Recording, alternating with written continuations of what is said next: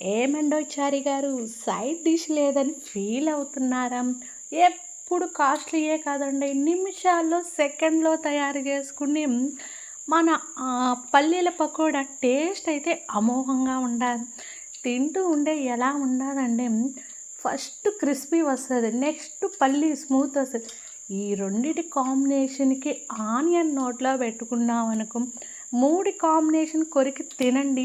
వేరే లెవెల్‌లో ఉంటది చారి. ఫుల్ వీడియో అయితే వీలైనంత త్వరగా తెచ్చేదానికి మ్యాక్సిమం ట్రై చేస్తాను చారి. ఇంట్రెస్ట్ ఉంటే నిమ్మకాయ కూడా అలా సుకుమారంగా పిండుకున్నామనుకో చూడండి. స్మూత్‌గా, క్రిస్పీగా, స్పైసీగా అన్ని సహజ గుణాలు కలిపిన మనం పల్లీల పకోడా మళ్ళీ మళ్ళీ తినాలిరా అనిపించేటట్టు ఉంటుంది.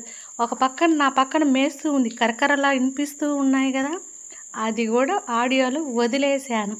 ఎప్పటికప్పటికి మంచి మంచి వీడియోస్తో మీ ముందరుండే మీ మధు.